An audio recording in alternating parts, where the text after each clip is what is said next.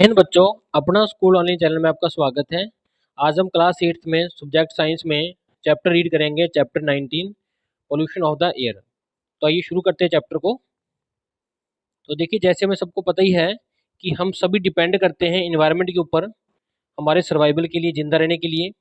तो जो clean environment है, साफ सुथरा इन्वायरमेंट है, वो बहुत ज़्यादा जरूरी है, वाइटल है, किसके लिए? हमारी लाइफ को मेंटेन करने के लिए, सभी ऑर्गेनिजम्स की जो कि अर्थ के ऊपर लिव करते हैं। तो जैसे ही इंक्रीज होती है हमारी पॉपुलेशन, तो इसका देखिए जो इफेक्ट है वो बहुत ज़्यादा बर्डन पड़ता है हमारे एनवायरनमेंट के ऊपर। वो किस तरह से पड़ता है वो देखिए, मोर एंड मोर जो फॉरेस्ट, ज़्यादा से ज़्यादा जो फॉरेस्ट है वो काटे जा रहे हैं। किसके लिए? हमारी इंक्रीजिंग डिमांड्स को मीट करने के लिए, जो कि हम हाउस की डिमांड है या बाकी कोई प्रोजेक्ट्स हैं लार्ज स्केल पे। तो देखिए, मोर फूड चाहिए हमें, हमें फीड करने के लिए जो हमारी इंक्रीजिंग पॉपुलेशन है। ज़्यादा से ज़्यादा इंडस्ट्री सेटअप कर रहे हैं हम, जो मैन्युफैक्चर कर रही हैं ऐसी आइटम जो हमारी डेली यूज़ की हैं। तो देखिए, मैनी इंडस्ट्री जो है वो रिलीज करती हैं हार्मफुल गैसेज एटमॉस्फेयर में, और लिक्विड वेस्ट जो कि लिक्विड फॉर्म में है वाटर में। तो इससे क्या है, और साथ में देखिए नंबर ऑफ व्हीकल्स, आज की डेट में बहुत ज़्यादा गाड़ियाँ हो गई हैं, ट्रक बसेज हो गई हैं, व्हीकल्स हो गए हैं, पर्सनल कार वगैरह हो गई हैं, जिसके कारण जो हमारा रोड्स के ऊपर जो ट्रैफिक बढ़ गया है। तो इस सबसे रिजल्ट क्या हुआ, इन सब के कारण क्या हुआ? हार्मफुल गैसेज जो है एटमॉस्फेयर में रिलीज हो रही हैं, एटमॉस्फेयर में मिक्स हो रही हैं। तो ये सभी एक्टिविटीज़ क्या कर रही हैं, किस चीज़ की तरफ जा रही हैं? कंटेमिनेट कर रही हैं, हमारे एनवायरनमेंट को खराब कर रही हैं, इसमें मिक्स हो रही हैं। तो इस चैप्टर में हम लर्न करेंगे इसी कंटेमिनेशन की, एयर को भी, एयर में क्या क्या चीज़ें मिक्स हो रही हैं, और क्या उसके लिए रेमेडियल मीयर्स हैं जो हम नेसेसरी हैं हमें रखनी पड़ेंगी, कौन से कदम उठाने पड़ेंगे ताकि हम फ्री कर सकें अपने एनवायरनमेंट को पॉल्यूशन से, प्रदूषण से। तो ये पहले बात करते हैं कि पॉल्यूशन है क्या। तो देखिए, जो टर्म पॉल्यूशन है ये डिराइव की है लैटिन वर्ड से, जिसका नाम है पोल्यूशनियम। तो जिसका मतलब होता है टू मेक डर्टी। तो एनी सब्सटेंस, कोई भी पदार्थ जो प्रेजेंट है हमारे एनवायरनमेंट में किसी भी प्रोपोर्शन में, प्रोपोर्शन मीन्स ग्रेटर प्रोपोर्शन में, ज़्यादा प्रोपोर्शन में, ज़्यादा हिस्सेदारी में, देन इट्स नेचुरल वनडेस। मीन्स कोई सब्सटेंस है, नेचुरली वो जितना होना चाहिए उतना नहीं, उससे ज़्यादा हो जाता है तादाद में, और कॉज कर रहा है हार्मफुल इफेक्ट्स और नुकसानदेह इफेक्ट्स कर रहा है, उसको कहते हैं हम पोल्यूटेंट। तो ऐसे सब्सटेंस को कहेंगे हम पोल्यूटेंट। और इस प्रोसेस को, जो पोल्यूशन करने की जो प्रोसेस है, इसको कहते हैं पोल्यूशन। तो देखिए, इससे ये पता लगता है कि मैनी सब्सटेंस जो है प्रेजेंस है डिजायरेबल अंडर अनडिजायरेबल कॉन्सेंट्रेशन में, जिसके कारण पोल्यूशन होता है। देखिए, कोई भी सब्सटेंस है नेचुरली जितनी अमाउंट में इसको होना चाहिए तब तक ठीक है, उससे ज़्यादा अमाउंट में होगा तो वो क्या है, अनडिजायरेबल कॉन्सेंट्रेशन में होकर वो पॉल्यूशन को क्या है, कॉज कर रहा है। तो देखिए, यहाँ पे कुछ हार्मफुल सब्सटेंस हैं जो जब रिलीज किए जाते हैं एटमॉस्फेयर में ह्यूमन की वेरियस एक्टिविटीज़ द्वारा, तो उसके द्वारा भी जो हमारा पॉल्यूशन है, हवा का प्रदूषण होता है। तो देखिए, डू यू नो में है यहाँ पे मिथाइल आइसोसाइनेट, ये एक ऐसा जिसको कि MIC भी कहते हैं, ये रिलीज होता है जूनियन कार्बाइड फैक्ट्री से भोपाल में, जो कि हमारे एनवायरनमेंट को कंटेमिनेट खराब करता है बहुत ज़्यादा अमाउंट में। जे इसका जो इफेक्ट है वो थाउजेंड ऑफ पीपल्स को अपनी जान गंवानी पड़ती है, इतना ज़्यादा ये क्या है, नुकसानदायक है कि कई लोगों को इन्होंने इसने मार दिया था, इस पोल्यूटेंट ने। तो बात करते हैं एयर पोल्यूशन की। तो देखिए, एयर जो है मिक्सचर है मैनी गैसेस का, एयर में काफ़ी गैसेस हैं, जिसमें से बात करें मैक्सिमम तो दो दो गैसेज ऐसी हैं जो प्रोमिनेंट में मेन है इसमें एयर में। एक तो है नाइट्रोजन जो 78% है, और सेकंड ऑक्सीजन है जो 21% है। और अदर गैसेस की बात करें तो carbon dioxide, argon, methane, helium, ozone and water vapours जो प्रेजेंट है हमारे एनवायरनमेंट में, ये स्मॉल अमाउंट्स में हैं। तो मेजरली हमारे एनवायरनमेंट में नाइट्रोजन एंड ऑक्सीजन है।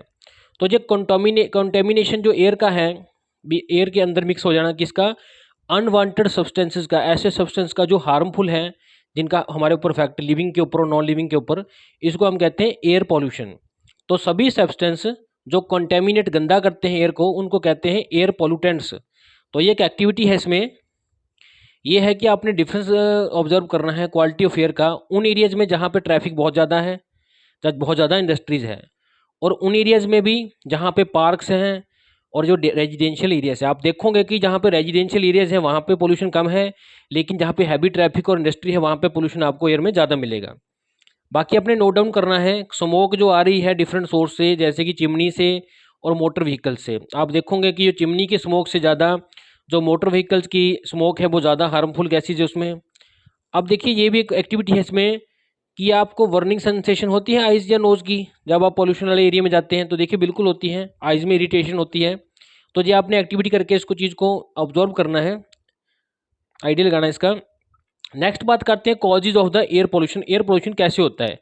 तो देखिए excessive burning of fossil fuels, जो पुराने फ्यूल्स हैं ऑयल, कोयला, केरोसिन वगैरह, पेट्रोल, डीजल, इसको अपन बहुत ज़्यादा एक्सेसिव यूज़ करेंगे, इसको ज़्यादा बर्न करेंगे तो उससे क्या है, पॉल्यूशन होगा। सेकंड क्या है, स्मोक, जो कि फैक्ट्री से और व्हीकल से आती है, इसके कारण हमारा एयर पोल्यूशन होता है। तो देखिए use of certain harmful substance, कुछ ऐसे सब्सटेंस हैं जो हार्मफुल है, जैसे कि क्लोरोफ्लोरोकार्बन्स, ये हमारे एसी फ्रिज वगैरह के बीच में एज ए रेफ्रिजरेंट के तौर पे यूज होते थे। जब पाइप लीक हो जाती थी तो ये क्लोरोफ्लोरोज हमारे एनवायरनमेंट में मिक्स होकर हमारी ओजोन लेयर को खराब करते थे, जिसके कारण हार्मफुल गैस जो वेव्स थी वो हमारे एटमोसफेयर में एंटर हो जाती थी। तो देखिए इसमें एक डू यू नो है, 90% जो सल्फर सल्फर डाइऑक्साइड गैस है हमारी एयर में, वो कहाँ से आती है कि 100% में से जितनी है उसमें से 90% पार्ट जो है हमारा बर्निंग ऑफ कोयले से आती है हमारी, जो कि थर्मल प्लांट्स में होता है पावर जनरेशन के लिए। नेक्स्ट बात करते हैं डिटेल्स की, बेसिक डिटेल्स की, कुछ एयर पोल्यूटेंट्स की। तो देखिए सबसे पहले बात करते हैं कार्बन मोनोऑक्साइड की। तो कार्बन मोनोऑक्साइड गैस क्या है, इनकम्प्लीट कंबस्शन से होती है पैदा। फ्यूल को अगर हम ऑक्सीजन की कमी में बर्न करते हैं तो ये गैस प्रोड्यूस होती है, जिसको कहते हैं कार्बन मोनोऑक्साइड, जिसका फॉर्मूला है CO। तो ये एक मेजर सोर्स है पोल्यूशन का। इसके हार्मफुल इफेक्ट्स की बात करें तो ये जब इनहेल हो जाती है, हम इसको सांस द्वारा इनहेल कर लेते हैं तो हमारे लंग्स में चली जाएगी, तो उसके बाद ये ब्लड में मिक्स हो जाएगी। तो ब्लड में मिक्स होने के बाद ये हेमोग्लोबिन, जो हमारे ब्लड के अंदर एक रेड कलर का सब्सटेंस है, उसके साथ मिक्स होकर कार्बोक्सी हीमोग्लोबिन बनाएगी। ये इतना कम्प्लेक्स कर देती है कि ये अब ट्रांसपोर्ट नहीं कर पाएगी ऑक्सीजन, जो कि काम है हमारे ब्लड का, हमारी बॉडी में ऑक्सीजन को देना और CO2 को उठाना। तो ये इसके साथ मिक्स होकर कार्बोक्सी हेमोग्लोबिन बना लेगी। तो अब हमारा जो ब्लड है वो ना तो हवा ऑक्सीजन को लेगा और ना ही वहाँ पे सेल्स को देगा, हमारी बॉडी के वेरियस पार्ट्स को। तो इससे क्या है, हमें सफोकेशन हो जाएगी और हमारी डेथ हो जा सकती है। तो सेकंड क्या है, ज़्यादा कॉन्सेंट्रेशन में अगर कार्बन मोनोऑक्साइड हमारी एयर में चल जाती है तो जो प्लांट्स की ग्रोथ को इफेक्ट करती है, जो प्लांट्स है वो पत्ते ड्रॉप कर देंगे। तो देखिए यहाँ पे नोट करने वाली बात है कि अनदर वेल नोन गैस क्या है, कार्बन डाइऑक्साइड। जब ये भी ज़्यादा प्रेजेंस में हो जाती है एयर में तो इसके कारण भी पोल्यूशन होता है। अब CO, कार्बन मोनोऑक्साइड CO है और carbon monoxide gas dioxide CO2 है। तो ये इनकम्प्लीट बर्निंग से होती है, ये कंप्लीट बर्निंग से होती है। नेक्स्ट बात करते हैं नाइट्रोजन डाइऑक्साइड की। तो नाइट्रोजन डाइऑक्साइड क्या है, मेनली कंबस्शन से प्रोड्यूस होती है, किस चीज़ के जलने से, पेट्रोल और गैसोलीन, जो कि ऑटोमोबाइल्स में होता है। तो इसके हार्मफुल इफेक्ट्स की बात करें तो ज़्यादा कॉन्सेंट्रेशन में अगर नाइट्रोजन ऑक्साइड पैदा होता है, हमारी एयर में मिक्स होता है, तो ये हार्मफुल है हमारे प्लांट्स के लिए, क्योंकि ये इनकी जो ग्रोथ है, उनकी फोटोसिंथेसिस एक्टिविटी है, उसको रोक देता है, रिटार्ड कर देता है। मीन्स फोटोसिंथेसिस एक ऐसी एक्टिविटी है जिसके थ्रू प्लांट्स अपना फूड बनाते हैं, तो ये उस एक्टिविटी को रोक देते हैं, जिसके कारण इफेक्ट्स वो बहुत डेंजरस होते हैं प्लांट्स के ऊपर। और इससे जो रिजल्ट है सेकंड क्या है, रेस्पिरेटरी प्रॉब्लम्स है, हमारे ह्यूमंस में रेस्पिरेटरी सांस लेने की प्रॉब्लम्स आ जाती हैं। नेक्स्ट बात करते हैं स्मोक की। तो देखिए विंटर्स में आपने देखा होगा कि थिक फॉग का कवर सा हो जाता है, एनवेल्प सा बन जाता है एटमॉस्फेयर में। ये जो एनवेल्प है, लेयर है, ये दो चीज़ों की बनी हुई है, स्मोक और फॉग।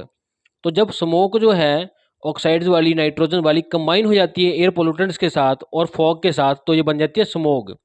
तो मीन्स स्मोक और फॉग मिलकर बनाते हैं स्मोक। तो इसका एस ले लिया, इसका फॉग ले लिया, तो ये काफ़ी डेंजरस हो जाती है। इसके हार्मफुल फैक्ट्स की बात करते हैं। इससे डिजीज़, लंग से रिलेटेड डिजीज़, ब्रोंचिटिस, अस्थमा जैसा डिजीज़ हो जाते हैं, जिसमें सांस लेने में बहुत दिक्कत आती है। ये प्रिवेंट करती है सनलाइट को हमारी अर्थ तक रीच करने में, जिससे हमारी नॉर्मल फंक्शन जो है हमारे और प्लांट्स के वो इफेक्ट होते हैं। तो नेक्स्ट हम बात करते हैं पोल्यूटेंट की, क्लोरोफ्लोरोकार्बन्स। तो देखिए ये मोस्टली यूज़ की जाती थी रेफ्रिजरेंट्स में, सॉल्वेंट्स में, फॉर्मिंग एजेंट्स में, जैसे कि शेप करने के सामान में। तो इससे क्या होता था, जब ये रिलीज हो जाती थी एटमॉस्फेयर में तो ये डिकम्पोज कर देती है हमारी अल्ट्रा वायलेट रेज को, रेडिएशंस को, जो कि हमारी सनलाइट में होती है। मीन जो हमारे ऊपर जो एक लेयर है एटमॉस्फेयर में, ओजोन की लेयर, उसको डिप्लीट कर देगी, जिसके कारण सन रेज हमारी हार्मफुल भी हमारे एंटर कर जाएंगी एटमॉस्फेयर में, जो कि हमारी को बहुत ज़्यादा नुकसान करेगी, कैंसर तक कर सकती हैं। तो हार्मफुल इफेक्ट्स की बात करते हैं क्लोरोफ्लोरोकार्बन्स की।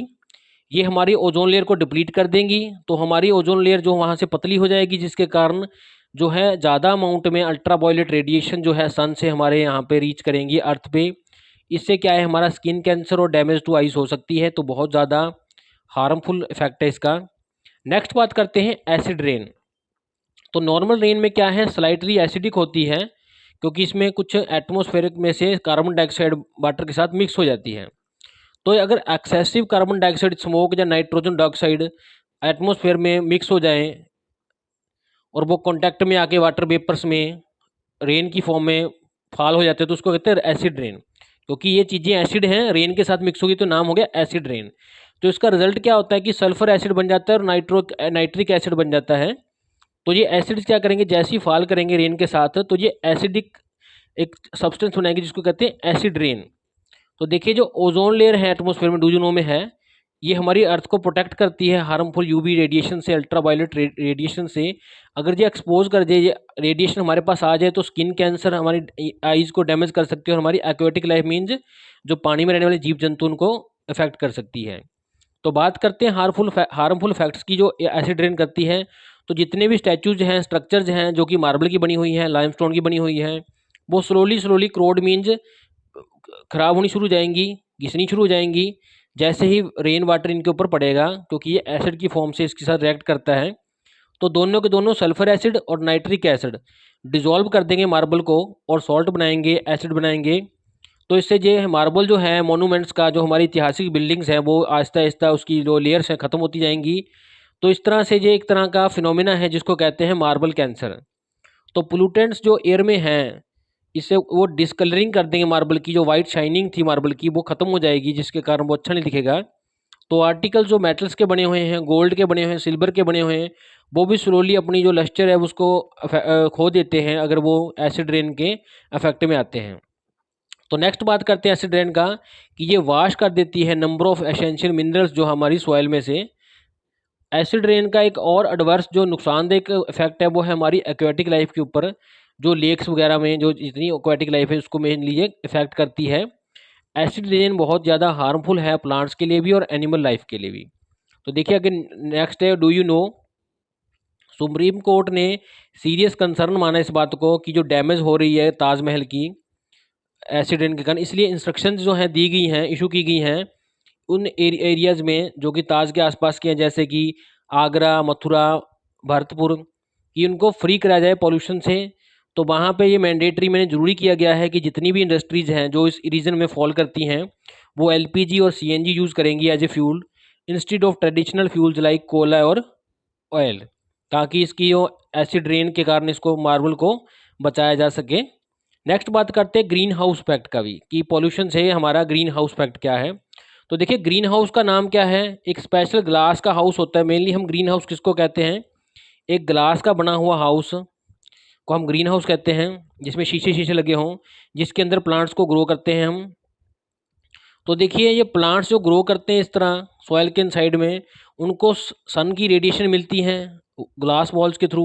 तो जो अंदर का टेम्परेचर होता है ग्रीन हाउस के अंदर, वो हाई होता है आउटसाइड से। तो इसके कारण जो रेज हैं एंटर करती है ग्लास की बॉल्स में, वो उसके अंदर ही ट्रैप हो जाती है, वो बाहर नहीं जा पाती। जो रेज एंटर करके ग्लास में, वो रेज वापस नहीं जाएगी, वहीं टकरा कर वापस वहीं पे रह जाएगी। तो इसको कहते हैं ग्रीन हाउस। तो देखिए, ऐसे ही इफेक्ट हमारे ग्लो पे पड़ता है।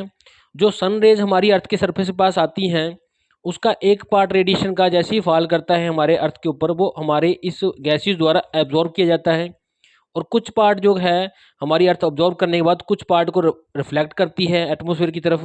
लेकिन जो गैसेज हैं, carbon dioxide, methane, water vapour, nitrogen oxide, chlorofluorocarbons, उनकी कैपेसिटी होती है इस इन रेडिएटेड जो सनलाइट है इसको द्वारा से ऑब्जॉर्व करने की, जिसके कारण वो अर्थ से वापस बाहर नहीं जाती स्पेस में। तो जिसके कारण हमारा अर्थ का टेम्परेचर बढ़ता जाता है ग्रीन हाउस की तरह। तो उसको कहते हैं ग्रीन हाउस गैसेज। तो रेडिएशन जो ट्रैप करती है गैसेज, जिससे क्या है हमारी अर्थ वार्म हो जाती है। इस वार्मिंग इफेक्ट को हम कहते हैं ग्रीन हाउस इफेक्ट। तो ये ग्रीन हाउस इफेक्ट जो है एक नेचुरल फिनोमिना है, सिमिलर टू वो इफेक्ट जो कि हम अपने आप मैन मेड है, जिसमें कि पौधे उगाए जाते हैं। एक ये मैन मेड एग्जाम्पल है जिसमें हम एक ग्लास के हाउस के अंदर पौधे उगाते हैं, जिससे कि उसका टेम्परेचर अंदर का ज़्यादा होता है बाहर के मुकाबले। लेकिन ये जो ग्रीन हाउस इफेक्ट जो गैसेज करती हैं सनलाइट को ऑब्जॉर्व करके, वो एक नेचुरल फिनोमिना है ग्रीन हाउस का। तो देखिए, इसकी बात करते हैं कि कॉजेज़ क्या हैं जिसके कारण हमारी ग्रीन हाउस गैसेज जो है एटमॉस्फेयर में इंक्रीज हो रही हैं। तो फर्स्ट कारण क्या है इसका, देखिए जो कोयला और वुड है जो बर्न किए जाते हैं एज डोमेस्टिक फ्यूल, घरों में यूज करते हैं डोमेस्टिक फ्यूल के तौर पे, ये रिलीज करते हैं कार्बन डाइऑक्साइड गैस एटमॉस्फेयर में। इसका ये कारण है एक। तो दूसरा कारण है जो थर्मल प्लांट्स हैं हमारे, वो यूज करते हैं हीट को जो कि मिलती है कोयले के बर्न करने से, जिससे कि इलेक्ट्रिसिटी प्रोड्यूस होती है।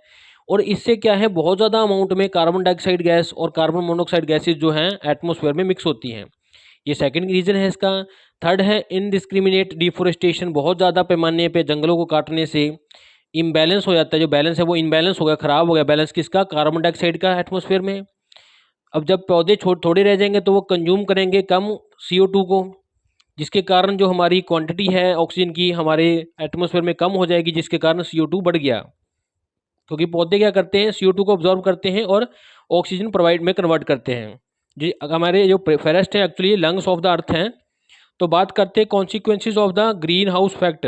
ग्रीन हाउस फैक्ट के क्या रिजल्ट्स होंगे। पहला है ग्लोबल वार्मिंग। तो देखिए due to green house fact क्या होगा, हमारा जो एवरेज टेम्परेचर अर्थ का उसके एटमॉस्फेयर में बढ़ जाएगा, वो आहिस्ता आहिस्ता बढ़ना शुरू हो जाएगा, जिसको कहते हैं ग्लोबल वार्मिंग। पूरा का पूरा ग्लोब है हमारा वो गर्म होना शुरू हो जाएगा। इससे क्या होगा, जो हमारे ग्लेशियर्स हैं वहाँ की जो मेल्ट है हो जाएगी, बर्फ़ जो आइस है हाई रेट पे मेल्ट होगी, जिसके कारण हमारे सी का लेवल है बढ़ जाएगा, जिससे फ्लड आ जाएंगे और हमारी सॉइल की फर्टिलिटी भी कम हो जाएगी, सॉइल हमारी इरोज हो जाएगी। क्योंकि देखिए जैसे ग्लेशियर्स मेल्ट होंगे तो बहुत ज़्यादा अमाउंट में वाटर जो है डाउनवर्ड्स सी की तरफ फ्लो होगा, जिससे क्या है वो इरोजन भी करेगा सॉइल की और उस फ्लड भी लेके आएगा, और साथ के साथ जब वो सी में जाएगा तो सी का लेवल भी अप हो जाएगा। तो वार्मिंग ऑफ द एटमॉस्फेयर से क्या होगा, फॉरेस्ट में फायर लग जाएगी और ये हमारी कॉमन प्रॉब्लम्स रह जाएंगी कई सालों के लिए। तो नेक्स्ट बात है मीयर्स, कौन से हमें ध्यान रखने वाली बातें हैं ताकि हम ग्लोबल वार्मिंग को चेक कर सके, कंट्रोल कर सके। चेक मीन्स कंट्रोल कर सकें। तो ग्लोबल वार्मिंग को हम चेक कर सकते हैं bye checking the release of green house gases. तो ऐसी गैसेज जो कि सन की रेडिएशन को, सन की लाइट को ऑब्जॉर्व कर लेती हैं एटमॉस्फेयर में, उनको हमने कम से कम प्रोड्यूस करना है एटमॉस्फेयर में। तो इसके लिए ये नंबर ऑफ मीयर्स क्या हैं, वो ये हैं कि फर्स्ट हमें फॉसिल फ्यूल्स जैसे वुड, कोयल, पेट्रोल वगैरह का यूज़ कम करना चाहिए। इलेक्ट्रिसिटी जो है हमें जनरेट करनी चाहिए हाइड्रो इलेक्ट्रिक मीन्स पानी के स्रोतों से, जिसको हाइड्रो इलेक्ट्रिक पावर प्लांट कहते हैं, और न्यूक्लियर रिएक्टर से, क्योंकि इनमें पोल्यूशन नहीं होता। हमें डिफॉरेस्टेशन मीन बड़े पैमाने पे जो पौधों को काटना है उसको बंद करना चाहिए। हमें मोर ट्रीज प्लांट करने चाहिए ताकि ज़्यादा ज़्यादा पौधे हों। हमें क्लोरोफ्लोरोकार्बन्स का यूज़ रिड्यूस करना चाहिए। नेक्स्ट इसमें है, देखिए डू यू नो में अगर इंक्रीज हो जाता है अर्थ का टेम्परेचर 0.5 डिग्री C भी, तो ये भी एक सीरियस इफेक्ट करेगा हमारे ग्लेशियर्स को मेल्ट करने में। नेक्स्ट देखिए हमारे पास एक पिक्चर है जी क्लाइमेट चेंज की। देखिए इसमें क्या है कि सनलाइट आ रही है, दिखा रखा आपको, जो सनलाइट आकर अर्थ पे जो वापस जा रही है उसको क्या है, वाटर वेपर्स और CO2 क्या अब्जॉर्ब कर लेंगे, जो कि क्लाउड्स के लेवल तक हैं। तो जिससे हमारा ग्लोब है वो गर्म हो जाएगा। तो देखिए इससे क्या होगा, इसका रीज़न क्या है इंक्रीजिंग ग्रीन हाउस गैसेज का कारण इसमें बताया गया अर्बनाइजेशन, डिफोरेस्टेशन जंगलों काटना, फॉसिल फ्यूल्स का यूज़ करना, ऑटोमोबाइल्स, इलेक्ट्रिसिटी प्रोडक्शन, एग्रीकल्चर में फर्टिलाइजर्स का ज़्यादा यूज़ करना, राइजिंग लाइफ स्टॉक, पशुपालन ज़्यादा करने से भी CO2 बढ़ेगी क्योंकि पशु CO2 प्रोड्यूस करेंगे। अब देखिए इसमें natural resources, natural green house कारण क्या है, नेचुरली प्लांट्स और एनिमल्स कुछ क्या है CO2 प्रोड्यूस करते हैं रेस्पिरेशन में। और कई बार होते हैं वोल्केनीज मीन जो ज्वालामुखी फट जाते हैं जैसे दिखा रखे पिक्चर में, जिसके कारण naturally green house effect produce होता है, और फॉरेस्ट फायर से होता है। ये नेचुरल कारण है, ये नेचुरल कारण है जो जिस पे हमारा कोई कंट्रोल नहीं है ये वाले, लेकिन ये मैन मेड है जो हमने किए हैं। तो नेचर कभी कभी करती है लेकिन हम हर समय करते हैं। तो इसका इफेक्ट देखिए इसमें द्वारा बता रखे पिक्चर में कि हमारे ओशंस वार्म हो जाएंगे, ओशन का लेवल राइज हो जाएगा, एसिडिक ओशंस हो जाएंगे, हमारा ग्लेशियर्स कम हो जाएंगे, मेल्ट हो जाएगी आइस, हमारा टेम्परेचर बढ़ जाएगा ग्लोब का, मेल्ट हो जाएंगे अंटार्कटिक शीट्स आइस की, और उससे काफ़ी ज़्यादा हीट वेव्स में गर्म हवाएं चलेंगी। तो नेक्स्ट बात करते हैं मेथड्स कौन से हैं इसको कंट्रोल करने के, एयर पोल्यूशन को। तो फर्स्ट क्या है, हमें स्मोकलेस चूल्हे, ऐसे चूल्हे यूज़ करने चाहिए जिसमें से कम स्मोक निकले। सोलर कुकर यूज़ करने चाहिए, बायोगैस यूज़ करनी चाहिए कुकिंग पर्पज़ के लिए।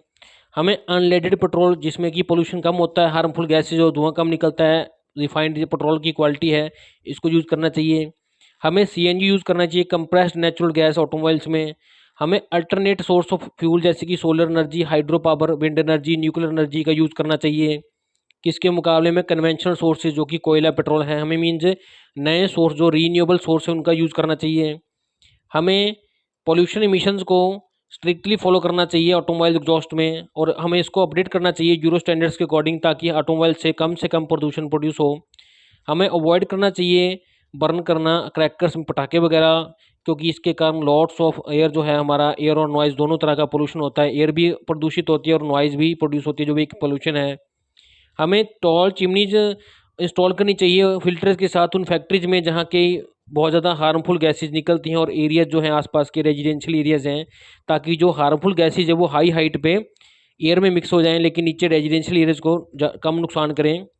हमें प्लांट करना चाहिए ज़्यादा से ज़्यादा ट्री, जिसको कहते हैं एफोरेस्टेशन।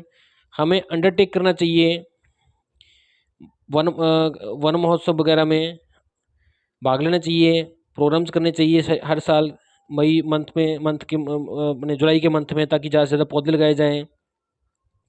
नेक्स्ट क्या है, हमें इन्फोर्स करना चाहिए स्ट्रिक्ट एंटी पोल्यूशन मेयर्स, हमें सख्त कदम उठाने चाहिए इस केस में। रेगुलर मॉनिटरिंग करनी चाहिए एयर क्वालिटी की गवर्नमेंट द्वारा, एजेंसीज द्वारा, कि हमारी क्वालिटी एयर की इंप्रूव हो रही है या ख़राब हो रही है। हमें अवॉइड करना चाहिए बर्निंग करना ड्राई वेजिटेबल वेस्ट की, क्योंकि इससे क्या है, इसको बल्कि पिट में इकट्ठा करके वहाँ पे इसकी कंपोस्ट बनानी चाहिए, बल्कि इनको पत्तों को जो सूखे होते हैं सब्जियों के, इनको आग लगानी चाहिए फसलों के अवशेषों को, जिसके कारण की प्रदूषण होता है। तो नेक्स्ट हमारे पास एक्टिविटी है कि हमने प्रिपेयर करना है चार्ट्स वगैरह, जिसमें लिस्ट करना है कि कौन कौन से मेयर्स हम अडॉप्ट कर सकते हैं एयर क्वालिटी को में कंट्रोल करने के लिए, एयर पोल्यूशन को। तो उसको हमने डिस्प्ले करना है अलग अलग जगहों पे जाके, ताकि लोगों को उसके बारे में अवेयर हो। आगे बात करते हैं चैप्टर में, स्मॉल कंट्रीब्यूशन जो हम करेंगे उससे बहुत ज़्यादा डिफरेंस आएगा हमारी स्टेट में, एनवायरनमेंट की स्टेट में, स्थिति में। तो हमें प्लांट करने चाहिए ट्रीज़ वगैरह, और जो ट्रीज़ ऑलरेडी हैं उनका ध्यान रखना चाहिए हमारे नेबरहुड मीन्स अपने आसपास के इलाकों के। Many countries all over the world जो क्या कर रही हैं, एग्रीमेंट कर रही हैं आपस में दूसरी कंट्री के साथ कि हम रिड्यूस करें इस एमिशंस को, ऐसी गैसेज को जो ग्रीन हाउस गैस प्रोड्यूस करती हैं। तो वो प्रोटोकॉल में क्या है, कंट्रीज़ को क्या है अप्रोप्रिएट मेयर्स रखनी पड़ती हैं, अप्रोप्रिएट ध्यान रखना पड़ता है इन चीज़ों का, कि कौन सी गैसेज से ज़्यादा एमिशन होता है उनको वो कम से कम ऐसे तरीकों को कम यूज़ करते हैं। तो अब कुल मिला के क्या है, हमें ट्राइट करना चाहिए शॉर्ट डिस्टेंस तक खुद चलना चाहिए, हमें व्हीकल्स नहीं यूज़ करने चाहिए। अगर हमें दूर कहीं जाना है तो कारपूल मीन्स हमें अलग अलग अपनी कार लेकर नहीं जाना चाहिए, बल्कि एक कार में ही 4 आदमी बैठ के चल जाएं। आज अगले दिन दूसरा आदमी हम चारों को ले जाएगा, थर्ड डे हम उसको ले जाएंगे। तो इस तरह से कारपूल करके जाना चाहिए अगर हमें कार से कहीं जाना पड़ता है। ये नहीं कि हर एक आदमी अपनी अपनी कार में जाएगा। तो कारपूल मीन्स कार को शेयर करके जाना चाहिए। आज आप कार ले जाएं, मैं आपके साथ बैठ जाऊंगा, कल को मैं ले जाऊंगा, आप मेरे साथ बैठ जाना। इस तरह से हमें पोल्यूशन को कम करना चाहिए। Thanks for watching this video. अगर वीडियो अच्छी लगी हो तो चैनल को सब्सक्राइब कीजिए।